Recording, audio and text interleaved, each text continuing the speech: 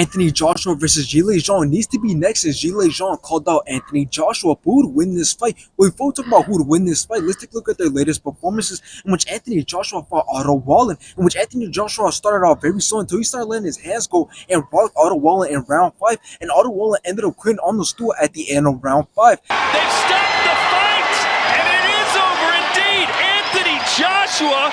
At this, Anthony Joshua went on to fight Francis Ngannou, in which Anthony Joshua drew Francis Ngannou in round 1. Focus. No!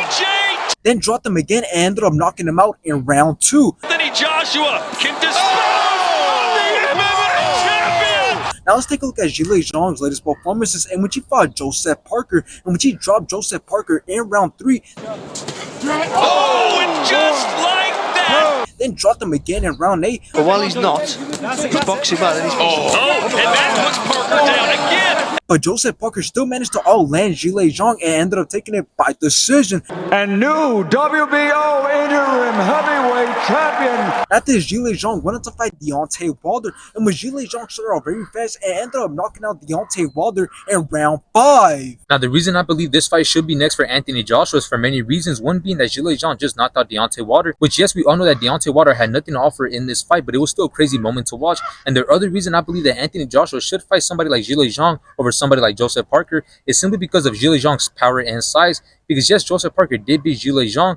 but he got dropped a couple times, so it was clear that Zhilei Zhang had the power, just not the cardio, to continue to let his hands go and win the later rounds. And the reason that power and size matters a lot is because you're not going to be able to keep Anthony Joshua hesitant throughout the whole entire fight if you don't have crazy power, and Zhilei Zhang has shown to have that. So although Zhilei Zhang doesn't get as active as Anthony Joshua, I do believe that Anthony Joshua is not going to be as confident to throw and let his hands go, because he's going to be aware of Zhilei Zhang's speed and power. And here's the thing about Anthony Joshua's comeback after losing to Alexander Usyk twice. Although he has been knocking people out, I would argue that those opponents aren't hard and big hitters like Zhilei Zhang. Now, you might argue that Ngannou was a big test for Anthony Joshua considering his power, but it was clear that he was not a test whatsoever, because it was clear that he lacked the boxing knowledge, since he kept dropping his hands on every single body feint that Anthony Joshua threw, which is how he was able to set the knockout. So in the end, I believe that Zhilei Zhang versus Anthony Joshua will be a good fight, because both men will go back and forth, and trust me, somebody will go down. And considering that Zhilei Zhang has never went down, I think Anthony Joshua will go down, but I do see him winning this fight if Zhilei Zhang isn't able to end it early.